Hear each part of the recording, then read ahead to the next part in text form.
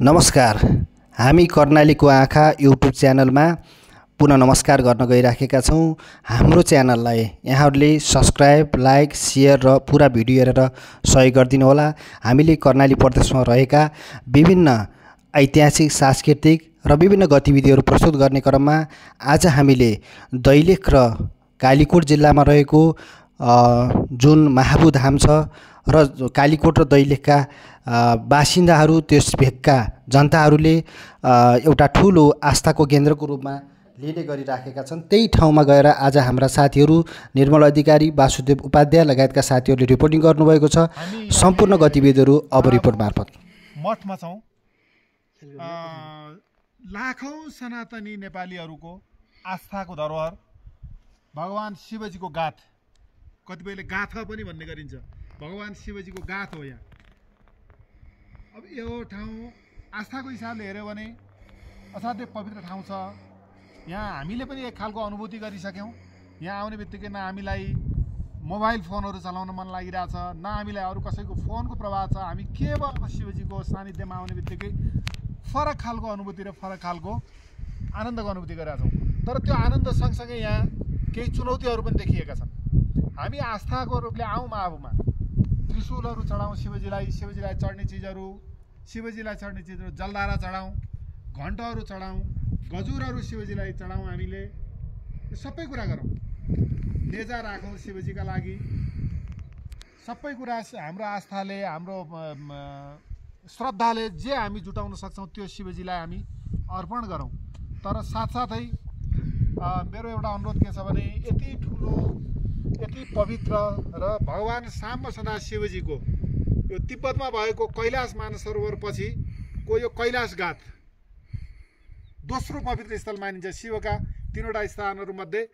अनि नाथ सम्प्रदाय अन्तर्गत केदारनाथ, बद्रीनाथ, पशुपतिनाथ जस्ता ठाउँहरू छन् भनेपछि यतातिर गिरी सम्प्रदायहरूमा तपाईँको यहाँ आएर गाथ, यो शिवजीको कैलाश गाथ र कैलाश मानसरोवर भन्ने दुईटा मात्रै ठाउँहरू छन् विश्वभरि नै शिवभक्तहरूका लागि। यो एउटा म सूचना दिन चाहन्छु। कैलाश मानसरोवर जान नपाउनु हुने, जान नसक्नु हुनेहरूका लागि कैलाश गाथ हो यो। तर यो गाथमा हामीमा अलिकति चेतना आउन जरुरी छ।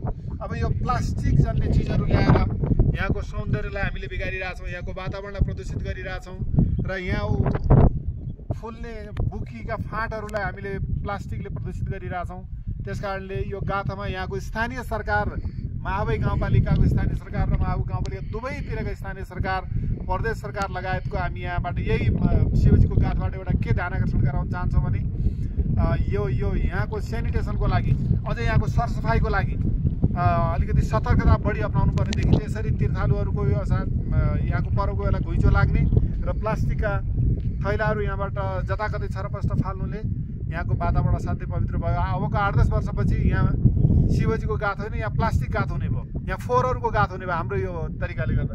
त्यस कारणले यो हिसाबले कहाँ जाने हामीले अब एउटा अहिले हामी 4 जनाले के सल्लाह गरिरहेछौँ भने अब हामी यसरी नै आउँदा अलिकति ठुलो टिममा आएर यो प्लास्टिकहरूलाई कहीँ यसो विसर्जन गर्न सकिन्छ कि भनेर अलिकति सकेसम्मको मन्दिर वरिपरिको प्लास्टिकहरू आज हामी उठाउने पनि योजनामा छौँ।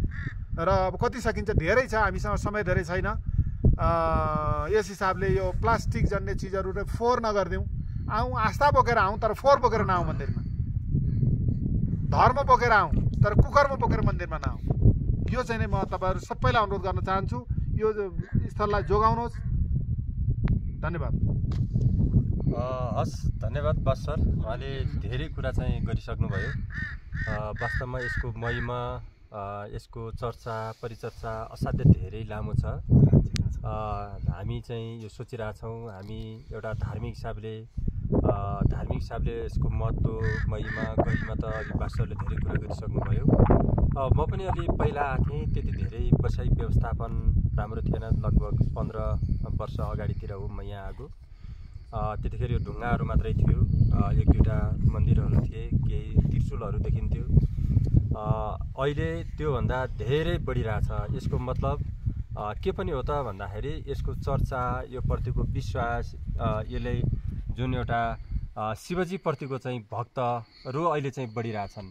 र हामी जुन यो ढुङ्गामा बसिरहेछौँ, यो ढुङ्गा पनि हामीले यो किंवदन्तीमा सुनेअनुसार त्यो दिन आएका श्रद्धालु भक्तजनहरू जतिजनाहरू हुन् तिनी सबै श्रद्धालु भक्तजनहरू यो ढुङ्गामा अटाउन सक्छन् भन्ने चाहिँ त्यतिखेरको मान्यता थियो। हुन त त्यतिखेर हाम्रो चाहिँ सञ्चार यातायात धेरै कुराले भौगोलिक विकटताले गर्दा श्रद्धालुजनहरू आउन सक्थेनन् होला। तर अब हामी कैलाश पर्वतमा जुन जान नसकेका श्रद्धालु भक्तजनहरूलाई हामीले चाहिँ यो मन्दिरमा ल्याउन सक्छौँ। त्यो इन्डियाबाट जुन भारतमा त्यति ठुलो हामीसँग चाहिँ हिन्दू धर्मावलम्बीहरू हुनुहुन्छ, उहाँहरू शिवजीको भक्तहरू हुनुहुन्छ जो कैलाशमा पुग्न चाहनुहुन्छ तर पुग्न सकिरहनु भएको छैन। कैलाशमा जो पुग्न सक्नु भएको छैन उहाँहरूको मनोआकांक्षा पुरा गर्नको लागि एउटा पवित्र धार्मिक तीर्थस्थलको रूपमा हामीले चाहिँ यो महाबुक गाथलाई लिन सक्छौँ। यति पवित्र छ, सुन्दर छ, शान्त छ। हामी यहाँ आउन बित्तिकै हाम्रो सोचाइमा, हाम्रो नियतमा, हाम्रो व्यवहारमा हरेक कुरामा चाहिँ हामी परिवर्तन भएको फरक आएको चाहिँ देख्न सक्छौँ।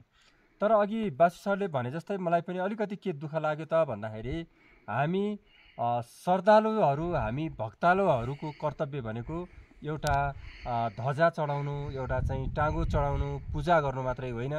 हामीले जुन सँगसँगै फोहोरहरू बोकेर ल्याइरहेका हुन्छौँ, प्लास्टिक जन्य पदार्थहरू, त्यो जति प्रयोग गर्छौँ त्यसलाई चाहिँ हामीले सकभर आफूसँगै फिर्ता लगेर जाने हो भने यो स्थललाई हामी अझ पवित्र बनाउन सक्थ्यौँ। हामीले यहाँ प्रयोग गर्ने सकभर त प्लास्टिकको सट्टामा अन्य कपडाका सामग्रीहरू पनि बन्छन्, अहिले त्यो प्रयोग गर्न सक्छौँ। यदि होइन कपडाको ठाउँमा प्लास्टिक नै प्रयोग गर्नुपर्ने छ भने त्यो प्रयोग गरिसकेपछि त्यो प्लास्टिकलाई हामीले आफूसँगै फिर्ता लगेर हामी फेरि रियुज पनि गर्न सकिन्छ अथवा सम्बन्धित ठाउँमा फाल्न सकिन्छ। तर अहिले हेर्दाखेरि चाहिँ यो शिवजी जस्तो पवित्र तीर्थस्थलको एकदम सबैतिर फोहोरै फोहोर एकदम असभ्य टाइपको चाहिँ देखिन्छ। अब हामी पनि धेरै टाढाबाट आयौँ, त्यो प्लानसहित आएनौँ। त्यो प्लानसहित आएको भए सायद हामी यो सबै आज सफा गर्ने भन्ने पनि सोच्थ्यो। मलाई लाग्छ यति धेरै पवित्र तीर्थस्थलमा यो डम्पिङ साइटको जस्तो थिएन होला, छैन होला भन्ने मैले सोचिरहेको थिएँ। अहिले म देख्दैछु यो धार्मिक तीर्थस्थलको नजिकै हामीले डम्पिङ साइट पनि बनाइरहेछौँ। अब यसरी तीर्थालु र भक्तजनहरू बढ्दै जाने र हामीमा यो सरसफाइ सम्बन्धी चेतना नबढ्ने हो र प्लास्टिकले अर्को कुरा यो जलवायु परिवर्तनमा पनि असर गर्छ भन्ने हाम्रो भावना नहुने हो भने हामीले यसलाई चाहिँ भोलि गाथो होइन फोहोरको थुप्रो यहाँ हामी चाहिँ निर्माण गर्छौँ। त्यसैले गर्दा यसमा सम्बन्धित स्थानीय सरकार, हाम्रो राज्य र चेतनशील समुदायका व्यक्तिहरूले चाहिँ समयमै सचेत भइदियो भने राम्रो हुन्छ। र हाम्रो टिम कुनै बेला यदि समय मिल्यो भने हामी योचोटि अलिकति सम्भावना भएन, हामी जस्तै यदि अरू कुनै पनि तीर्थालु भक्तजनहरू टुरिज्ममा आउने व्यक्तिहरूले पनि आउनुहुन्छ भने यो मन्दिर वरिपरिको चाहिँ सरसफाइमा जोड दिनु होला भन्ने म चाहिँ भन्न चाहन्छु। हामी मन्दिर नजिकै भएको केही चाहिँ सफा गरौँ भनेर पनि लागिरहेका छौँ।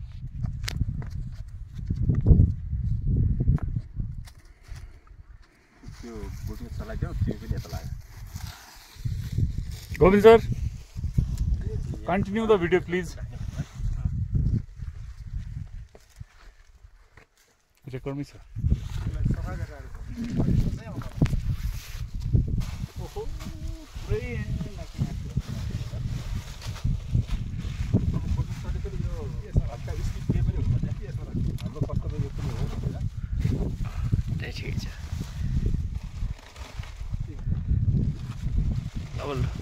ल भन्नुहोस् औ लास्ट कति हो प्लास्टिक? सचेत नागरिकको कर्तव्य, सचेत नागरिकहरूको कर्तव्य भनेकै हामीले भत्काउने मात्रै होइन। अहिले त अधिकांश नागरिकहरूमा नकारात्मक जनचेतना वृद्धि भइरहेको छ।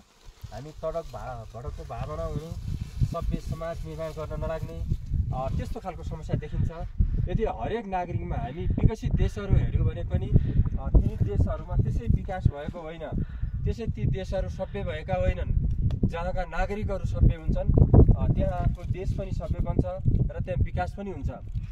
त्यसैले गर्दा हामी यो सामान्य भए पनि हरेक नागरिकमा विकास गर्ने र सरसफाइप्रतिको यो चेतना बढोस् भन्नका लागि पनि हामी यो मन्दिर नजिकै वरिपरि सफा गर्न लागिरहेका छौँ।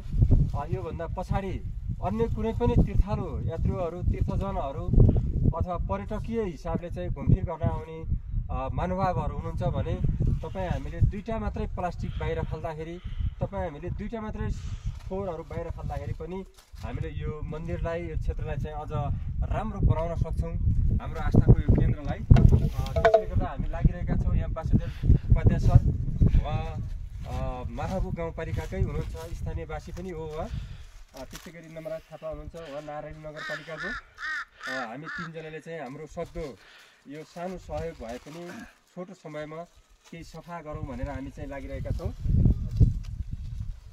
हामी यो सफाको लागि गर्छौँ। गोविन्द सर तपाईँले यता देख्न सक्नुहुन्छ, यतातिर यति ठुलो फोहोर छ, यो डुङ्ग्रो यो यति ठुलो फोहोर देख्छौँ हामी। यसरी श्रद्धालुहरू भक्तजनहरू बढ्दै जाने, टुरिज्महरू चाहिँ बढ्दै जाने हो र हामीले चाहिँ फोहोरहरू यसरी फ्याँक्ने हो भने भोलि हाम्रा यी सबै खुला ठाउँहरू पनि प्लास्टिकले भरिनेछ, जसले गर्दा हाम्रो वातावरण पनि असाध्यै फोहोर बनाउनेछ। हजुरले यहाँ देख्न सक्नुहुन्छ, अझै तलतिर पनि यहाँ असाध्यै धेरै फोहोरहरू छ। अनि यतातिर पनि छ, यता गोविन्द सर यो पल्लोपट्टि। बस सर हामीले यसलाई अलिक तलै फालिदिने हो कि हुन्छ। यसलाई त्यहाँ गएर निश्चित ठाउँहरूमा कुनै ढुङ्गाको साइडमा लगाएर राखौँ, जताकतै छरपस्ट हुनुभन्दा ठाउँहरूमा राखौँ। अहिलेलाई यो हामी उठाउँ। फेरि यो मूर्तिहरू पनि रहेछ, मूर्तिहरू पनि छन्, मूर्तिहरू छ, घन्टाहरू छ, त्यसलाई कसरी